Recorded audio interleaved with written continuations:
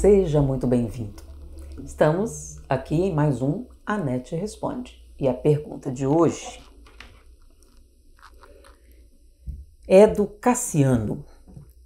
Anete, baralhos de tarô e outros parecidos são fenômenos anímicos ou mediúnicos? Adorei sua pergunta, Cassiano. Muito boa. Mas a minha resposta pode ser um pouco complicada. Primeiro, o que é um baralho de tarô? As pessoas entendem que o baralho de tarô é um objeto através do qual você realiza algumas atividades mágicas ou sobrenaturais. E a principal delas seria ver o futuro. Então, algumas pessoas que acreditam nisso dizem que veem alguma coisa ou falam da personalidade. Nós não podemos provar isso, mas o baralho de tarô originalmente não tinha essa função. A função dele não tinha nada a ver com o futuro ou com efeitos mágicos ou coisa parecida. Talvez eu diga que o tarô seria a base na antiguidade do que nós chamamos hoje de psicanálise. Pois é. Entenda que a medicina, ela, no passado, tinha muitas limitações. Mas uma das coisas que nós sabíamos desde Hipócrates, porque ele foi o primeiro a descrever o que as pessoas depois entenderam como coisas mágicas, mas na verdade era o efeito da mente sobre o corpo, como o que nós temos na nossa mente pode ser a causa de determinados transtornos físicos. Os egípcios sabiam disso, os gregos sabiam disso. O que a gente chama de escola pitagórica. As pessoas sempre pensam em Pitágoras e matemática, mas a escola pitagórica tinha uma divisão de medicina. E uma das coisas que eles praticavam era a hipnose. E em que eles fundamentavam a utilização da hipnose para o tratamento de doenças? Porque muitas das doenças se manifestavam no corpo, mas a sua origem estava na mente. Mas para que você utilizasse corretamente essa instrumentação, você precisava saber qual era o conteúdo da mente do seu paciente. E nem sempre você tem a disponibilidade de fazer uma prospecção muito profunda para afirmar certas coisas. Vou dar um exemplo. Você procura um profissional para obter um atestado de sanidade mental. O que é um atestado de sanidade mental? É um papel, um laudo que vai dizer que você é saudável mentalmente? E como eu poderia afirmar isso? Eu não te conheço, não sei nada de você. É a primeira vez que eu te encontro e eu tenho que dizer um laudo que você é são mentalmente? E quanto seria isso? Ser são mentalmente é não ter problemas, preocupações, transtorno, delírio, etc.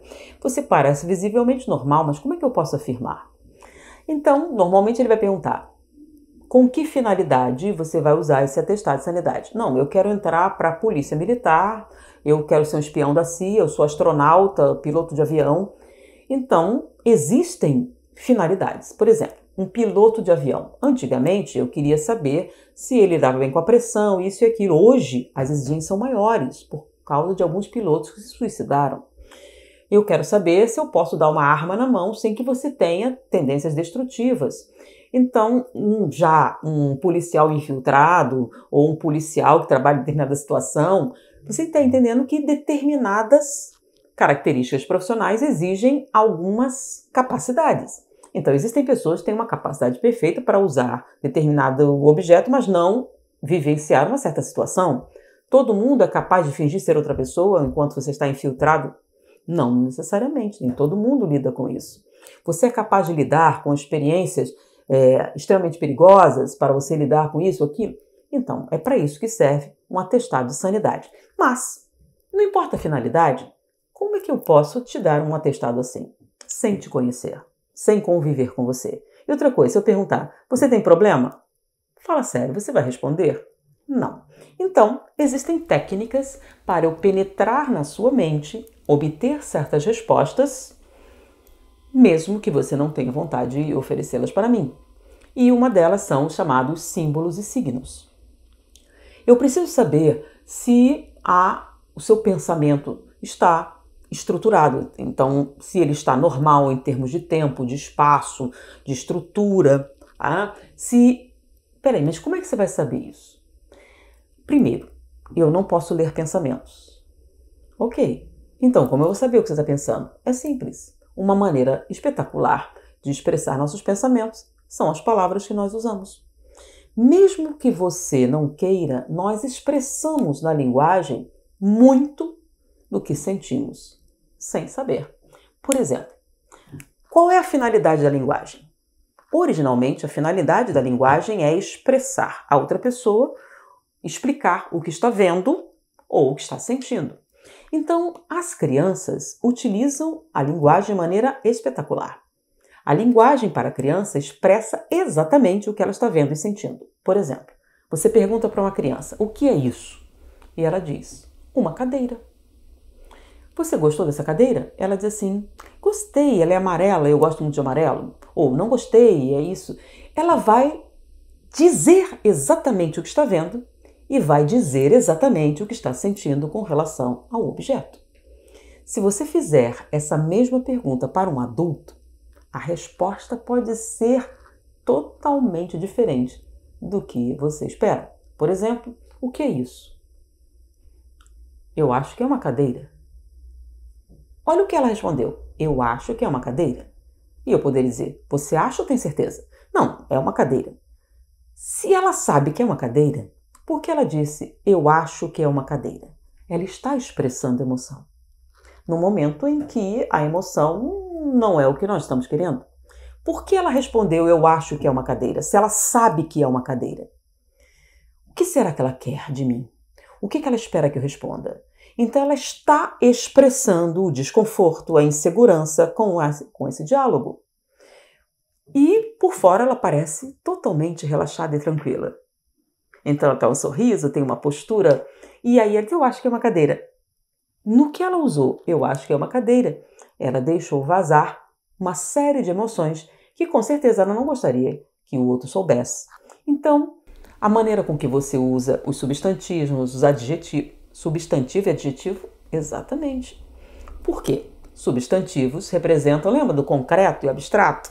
Ah, mas não é bem assim. Sim, mas em geral, sim. Os substantivos representam ideias concretas e algumas que, apesar de não serem concretas, elas têm um significado bem objetivo. E o adjetivo é um qualificativo que você dá. E qualificativos estão intimamente ligados com as nossas emoções. Então, por exemplo, uma criança que está no estado de espírito normal, ela vai usar a mesma proporção de substantivos e adjetivos. Ela pode aumentar os adjetivos se ela estiver especialmente entusiasmada, ou pode diminuir os adjetivos se ela estiver aborrecida. Mas, se nós analisarmos a linguagem infantil, vamos perceber que existe uma proporcionalidade na utilização das estruturas verbais. Já os adultos, não. E quando nós analisamos a proporcionalidade da utilização desses símbolos e signos, nós podemos telegrafar o que é o estado de espírito ou o conteúdo emocional de alguém pela maneira com que ela usa as preposições exatamente. Então, é um aspecto que eu achei maravilhoso no estudo da mente humana, que é como a linguagem expressa muito mais do que apenas aquilo que você gostaria de dizer. A escolha das palavras, o ritmo, uma série de fatores dentro da linguagem não fala apenas o que você queria dizer, fala o que você sente, o que deixa de sentir, o que gostaria de estar sentindo, inclusive coisas que você não gostaria que outra pessoa soubesse. Se você souber ler isso, você vai dizer muito mais do que a pessoa imagina. Mas existem também, o que são símbolos e signos, tá? Símbolo é quando você pega um objeto ou uma palavra, uma série de letras, e ela representa figurativamente algo. Então, a bandeira brasileira representa a pátria, então é o símbolo da pátria. Então, o que seria o símbolo? O símbolo é a palavra escrita, então bola é um objeto, você está vendo aqui, e eu uso a letra B-O-L-A, né, nessa sequência, para simbolizar, em termos escritos, a figura bola. Mas o que é signo? Então, símbolo é a representação simbólica. E o que é signo? está relacionado ao significado. Então, por exemplo, pai. A palavra pai simboliza figura masculina, tá? Figura masculina que contribui com material genético. Tá? Você tem uma série de colocações para delimitar o que significa pai, o que simboliza a palavra pai. Mas, eu usando essa palavra, tá? Ela pode ter significados diferentes para as pessoas. Por exemplo, figura masculina que contribui com material genético, perpetuação, tá. Ficou bem claro, é algo muito concreto. Aí eu uso a palavra pai. Você acha que ao usar a palavra pai está expressando uma coisa, mas numa plateia você vai ter respostas emocionais diferentes a essa palavra. Para uma pessoa, pai significa medo. Para outra, segurança. Para outra, afeto. Ou seja, a mesma palavra que simboliza a mesma coisa para todas as pessoas pode ter significados diferentes porque produz respostas emocionais diferentes. Daí o nome, símbolos e signos. A psicanálise e várias correntes do estudo da mente estudam as respostas aos símbolos e signos e, analisando essas respostas, consegue dizer muita coisa a respeito do que a pessoa sente, do que a pessoa esconde, por exemplo.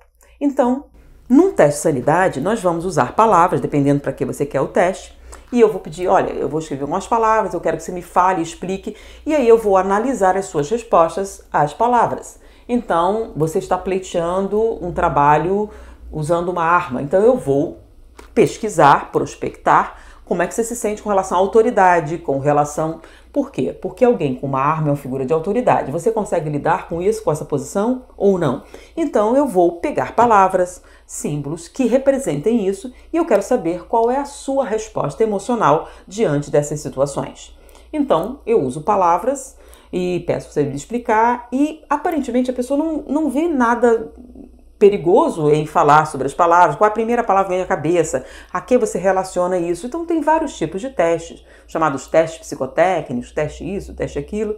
Aí eu faço os testes, avalio as respostas e te dou lá o seu atestado de sanidade. Bom, no passado, a corrente da medicina que vieram da Grécia, do Egito e de algumas determinadas regiões, por exemplo, principalmente do Oriente, porque você sabe que os gregos...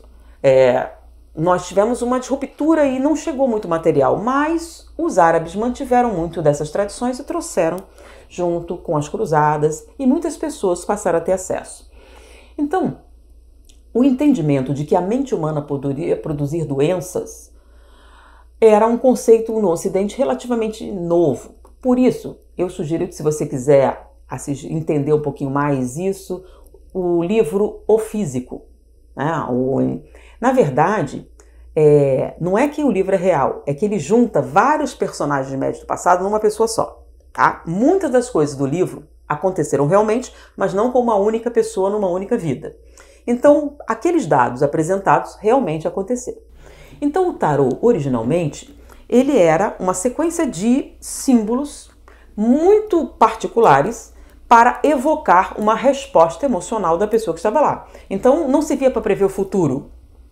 Eles mostravam e liam a resposta da pessoa. E com isso, eles tinham uma ideia do conteúdo mental e que poderiam trabalhar. Daí a fantasia de que ele estava lendo alguma coisa com aquelas coisas e aqueles desenhos. Então os desenhos eram muito evocativos. O que acontece? Mudou muito hoje, aqueles símbolos não significam nada. Por exemplo, você vê um cavalo, não vai te dar a mesma resposta que daria para uma jovem do século XIII, tá? Ou talvez uma motocicleta. Então pensa em símbolos psicanalíticos. Tem um livro muito interessante sobre símbolos e signos, que é de Jung, que, se você se interessa pelo assunto, muito dessa história que eu estou te contando, você vai encontrar lá. Então, servia para a gente ler conteúdos emocionais. Então eu mostrava e lia. E com isso eu poderia dizer muito sobre o conteúdo mental. Então não era um fenômeno sobrenatural, não era nem um fenômeno anímico, nem um fenômeno mediúnico. Era um fenômeno do subconsciente, onde eu estava usando símbolos e signos para avaliar o seu conteúdo mental, exatamente como um psiquiatra ou psicólogo moderno faz ao aplicar os chamados testes psicotécnicos. E com isso eu lia. E eles tinham relações com a maternidade, com a morte, com a autoridade, tinha vários tipos de símbolos utilizados no tarô com esse objetivo. Alguns deles ainda funcionam hoje, se a pessoa, diante daquele símbolo, ter algumas respostas. Mas como nós já estamos muito distantes dessas figuras, dessa mitologia, muitos deles não teriam nenhum efeito hoje para o que ele foi proposto. Mas eu vou contar uma experiência pessoal bem interessante. Eu estava fazendo um curso de psicopatologia e arte. Nesse curso, o objetivo era analisar desenho, material artístico, pintura, para avaliar a presença de psicopatologias, tá? Então, quando você desenha um quadro e você tenta expressar emoção, um desenho, você passa muitas coisas ali. Por exemplo, uma criança faz um desenho, qual o tamanho do pai e da mãe dela com relação à casa, isso, e a proporcionalidade das figuras diz muito sobre a psique da criança. Porque a criança não vai chegar para você dizer, estou sentindo isso e aquilo. Ela nem sabe expressar isso, mas no desenho ela expressa. E se você souber ler o significado das expressões artísticas, nós podemos ver psicopatologias ali. Então, você vê um quadro e descrever que tipo de transtorno a utilização das linhas dessa maneira, das cores, pode expressar, tá? Ah, você está dizendo que só de ver a pintura? Não é assim. É que, vendo a arte, nós identificarmos elementos psicopatológicos, ok? Então era esse curso que nós estávamos fazendo, foi muito interessante, eu aprendi muita coisa sobre desenho, sobre expressão artística e como ler, né? Então a utilização de pinturas e desenhos como psicoterapia é muito eficiente, abrevia muito esse entrosamento, mas não é isso que eu ia contar, tá? O curso foi excelente, maravilhoso, eu ganhei de presente, ele era extremamente caro, e no final tinha que distribuir certificados e ia ter um coquetel, normalmente o final, né? Bom, era o final do evento, a pessoa apresentou, olha, nós estamos encerrando o nosso evento e eu tenho aqui uma convidada especial que eu trouxe para vocês e tal. Todo mundo sentou assim, e tinha um palco assim diferente, e abriu a porta e entrou uma cigana, toda paramentada. Aí todo mundo riu, achou, é o final do curso, pronto, acabou, agora é festa. Aí a cigana entrou, com toda aquele... E essa é a cigana fulana e ela vai fazer uma apresentação especial para vocês. E aí ela se oferece para ler a sorte, ler a mão de alguém ali. Aí vai uma moça, todo mundo levanta o braço, aí a moça vai lá, ela pega a mão da moça e começa aquelas coisas engraçadas, cigana, todo mundo rindo, daqui a pouco assim, você tem um problema com a autoridade, não é? É um problema sério com sua mãe. Aí falou aquilo, a moça ficou meio séria, né? E aí ela começou a falar determinadas coisas assim meio... Pois é, isso gera... Aí começou a falar, e você tem algumas fantasias sexuais. Aí começou a dizer umas coisas assim meio pesadas sobre a... E a moça foi ficando assim, daqui a pouco a moça ficou pálida e começou a chorar. E todo mundo ficou quieto assim. E a moça saiu. As pessoas ficaram meio sem graça, nervosas, e alguém mais gostaria de ler, o povo já não era todo mundo que levantou, mas o rapaz foi. E ela começou, engraçado também, daqui a pouco ela começou a dizer coisas sobre o rapaz, e ele, pela palidez, dava para notar que deviam ser coisas verdadeiras. Porque se fosse mentira, a pessoa só iria rir. Bom, depois desse episódio, ninguém mais quis ler a sorte. Acabou ali. Foram 2 pessoas e ninguém mais se prontificou a ler a sorte. E aí a cigana saiu e todo mundo sabia aquele silêncio perplexo. Muito bem, aí a diretora, né, a coordenadora voltou. Gente, sinto muito os acontecimentos, mas eu tenho aqui uma convidada, a doutora fulana de tal. Aí ela começou a dar as credenciais, ela é professora doutora, formada nisso, naquilo. Eu nem lembro, eu sei que era muito bem titulada, que é a responsável por um evento que nós vamos oferecer, e ela gostaria de conversar um pouco com vocês e explicar os acontecimentos. E nisso entra a cigana com um jaleco, óculos, e ela disse, meu nome é doutora fulana, a minha família, aí falou que o background e tudo mais, e o que eu queria oferecer a vocês, nós vamos fazer um curso sobre leitura postural. Como ler os elementos físicos de alguém, etc. A gente não tinha feito o curso de psicopatologia? Olhando um desenho, etc. Ela estava oferecendo um curso sobre leitura não verbal, leitura postural de alguém, e ela fez uma demonstração. Então, o que vocês observaram não foi um fenômeno parapsicológico. Eu estava lendo os sinais que vocês estavam telegrafando sem perceber. E eu vou dar para vocês. E ela ensinou como, segurando a mão de uma pessoa, você pode dizer o nível de escolaridade.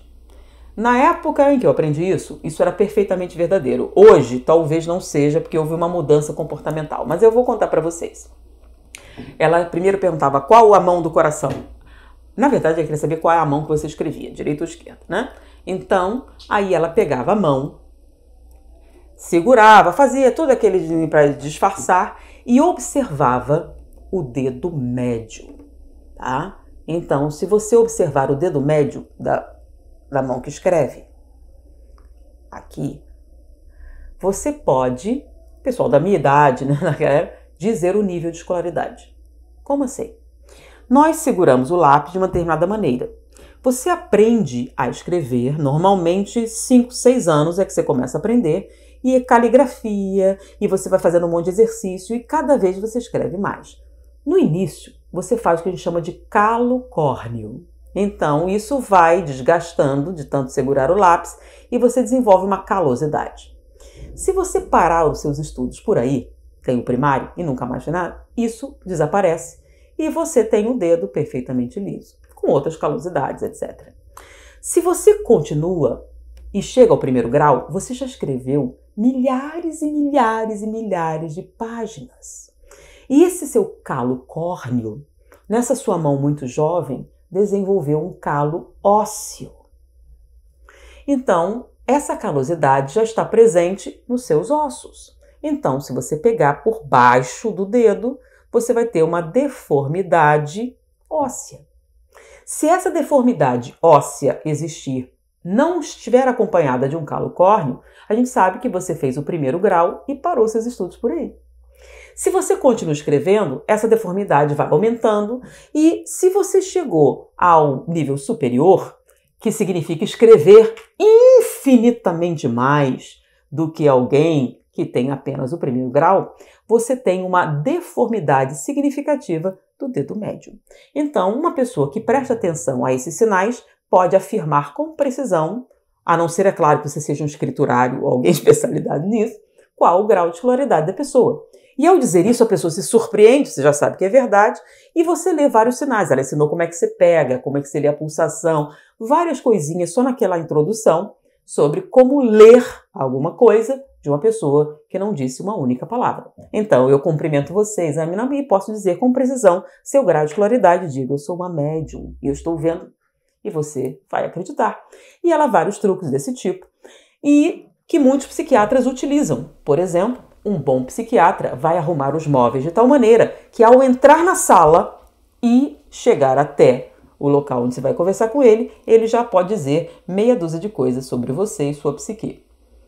É o que a gente chama de linguagem não verbal ou postural. Então, tudo isso utilizado, nós podemos prospectar o cérebro de alguém. Então, inicialmente, o tarô era usado para fazer esse tipo de coisa, com símbolos associados às pessoas. Se você tentar usar hoje para fazer a mesma coisa, não terá o resultado, porque para funcionar eu preciso ter os seus símbolos e signos. Por exemplo, esse da leitura da escolaridade, eu acho que hoje já não funciona mais, que o povo não escreve mais, ele só usa teclado, computador. Tem gente na universidade que não escreve absolutamente nada. Tem gente até que quando vai escrever não consegue, faz muitos anos que não escreve. Eu ainda preciso escrever, então eu até uso tecnologia, eu tenho um iPad. Eu só uso ele porque pode usar a caneta muito bem. Porque se não pudesse usar a caneta, acho que eu ainda estaria usando um caderno ou um bloco. Então, Cassiano, o tarô, originalmente, não era nem fenômeno, nem era paranormal. Era uma técnica da gente acessar a mente em algo que a pessoa não queria mostrar. Hoje as pessoas usam como truque, pode ser foco de qualquer coisa, mas diretamente não tem um significado como as pessoas falam hoje em dia.